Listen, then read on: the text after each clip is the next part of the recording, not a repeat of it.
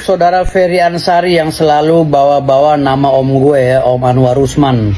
Mantap. Yang mengatakan bahwa Gibran harus dimakjulkan ya. Ini kelompoknya Ferry Ansari ya yang selalu ngomong wakil presiden kita Pak Gibran harus dimakjulkan karena tidak sesuai dengan konstitusi dan terkesan syarat dengan rekayasa. Ferry Ansari, kalau ngomong jangan sekate-kate loh.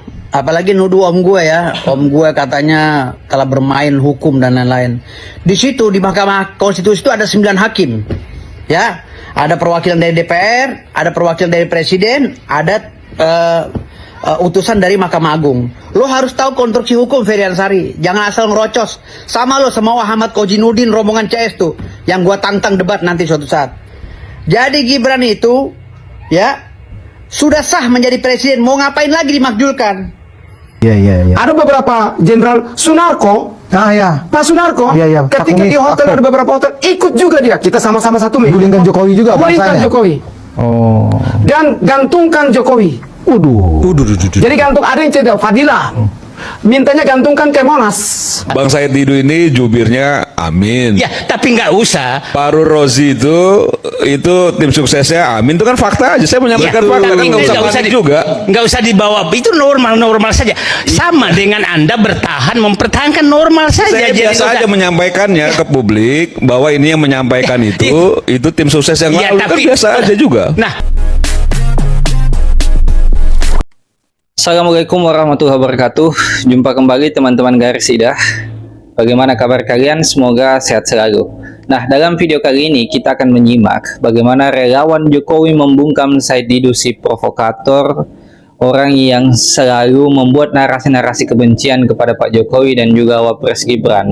Nah, dalam penyampaiannya atau narasinya, relawan Jokowi menyebut bahwa Said Didu adalah bagian dari tim sukses pemenangan Anies Baswedan pada pemilihan presiden sebelumnya, dan ini menjadi satu fakta mengapa kemudian Said Didu begitu getol untuk menyerang Pak Jokowi dan termasuk dalam isu untuk memaksulkan wakil presiden Gibran Rakabuming Raka. Nah, selain itu kita juga akan menyimak bagaimana Bang Firdaus Owibowo juga turut membungkam Ferry Amsari, aktor atau orang di balik film Dirty Vote yang kemarin juga sempat viral pada pemilihan presiden sebelumnya. Nah, menurut Firdaus Owibowo, Ferry Amsari ini adalah orang yang dendam kepada Pak Jokowi karena Ferry Amsari adalah bagian dari organisasi yang pernah dibubarkan oleh Pak Jokowi, yaitu FPI-HTI. Jadi Ferry Amsari ini berteman dengan Ahmad Kojinuddin yang juga merupakan aktivis FPI-HTI, sehingga mereka memang memiliki dendam atau kebencian yang mendalam terhadap Pak Jokowi, sehingga wajar jika selalu mencari-cari kesalahan Pak Jokowi dan membangun narasi-narasi kebencian untuk Pak Jokowi. Nah, bagaimana selengkapnya penyampaian atau narasi dari relawan Jokowi dan Bung Firdaus Owibowo?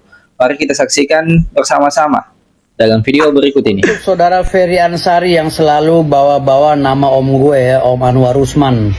Mantap. Yang mengatakan bahwa Gibran harus dimakjulkan ya. Ini kelompoknya Ferry Ansari ya yang selalu ngomong wakil presiden kita Pak Gibran harus dimakjulkan karena tidak sesuai dengan konstitusi dan terkesan syarat dengan rekayasa. Ferry Ansari, kalau ngomong jangan sekate-kate loh. Apalagi nuduh om gue ya, om gue katanya telah bermain hukum dan lain-lain. Di situ di Mahkamah Konstitusi itu ada 9 hakim, ya, ada perwakilan dari DPR, ada perwakilan dari Presiden, ada utusan dari Mahkamah Agung. Lo harus tahu konstruksi hukum Ferry Ansari, jangan asal ngerocos. Sama lo sama Ahmad Kojinuddin rombongan CS tuh, yang gue tantang debat nanti suatu saat.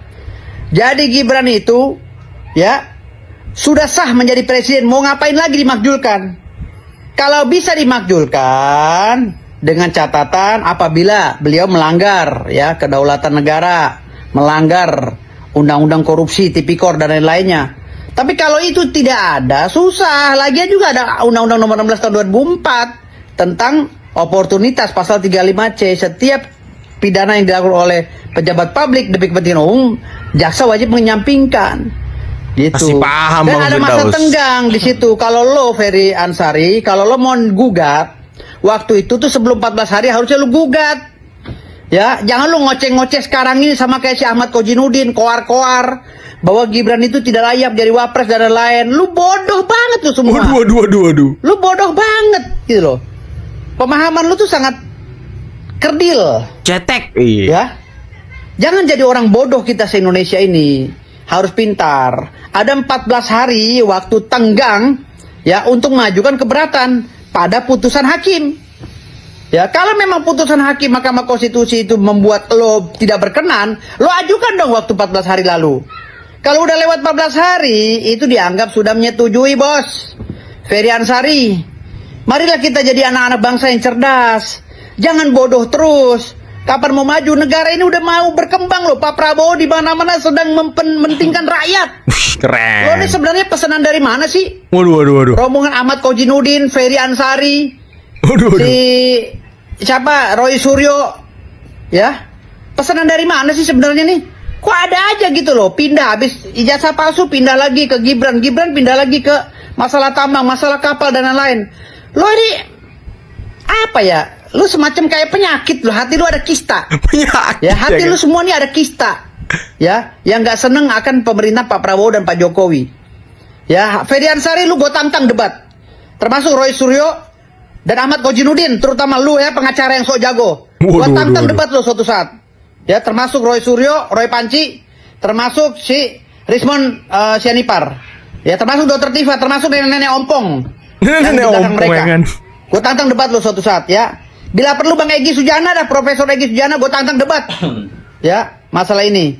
Jangan so-soan lu pada bikin masyarakat itu jadi sesat pikirannya.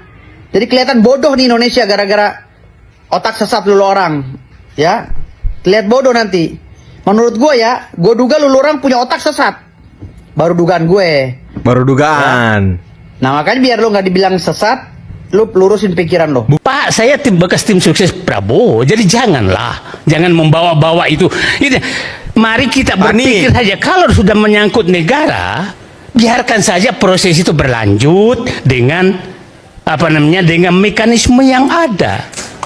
Itu normal-normal saja. Ya itu kan faktanya memang begitu, Bang Iya. Said Didu. Iya. Bang Said Didu ini jubirnya Amin. Ya, tapi nggak usah. Paru Rozi itu tim suksesnya Amin, itu kan fakta aja. Saya menyampaikan fakta, kan nggak usah panik juga. Nggak usah dibawa. Itu normal saja.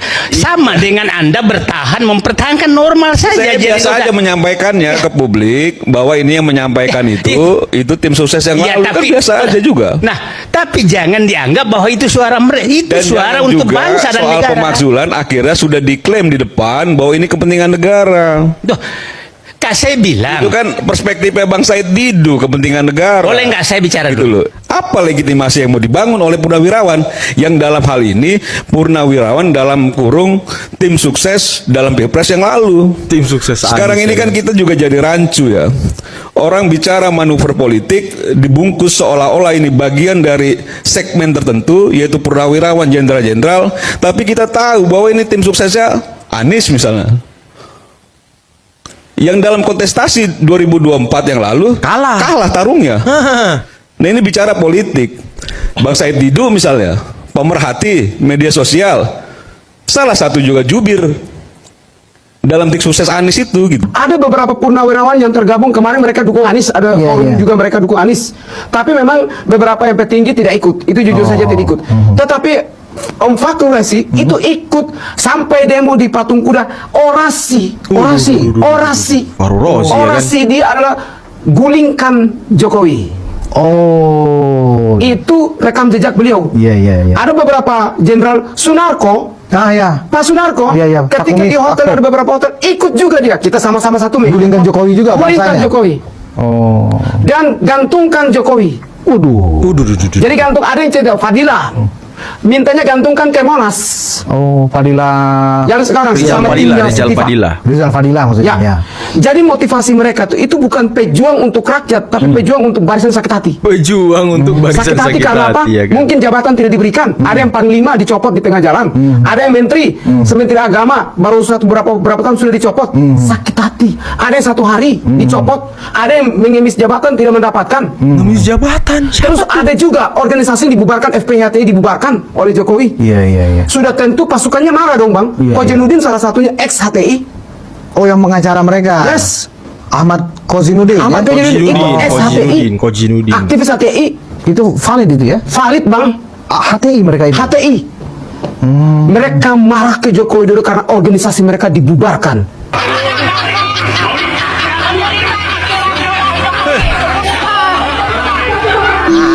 Air liurnya nggak keluar loh.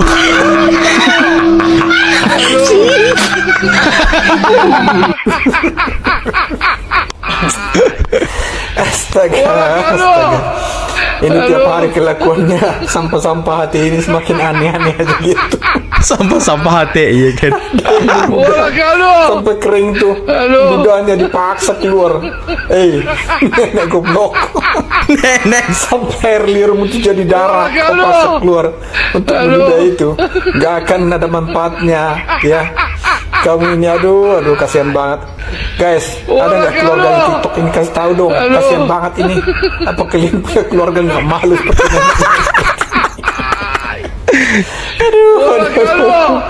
Aduh. Nenek tua.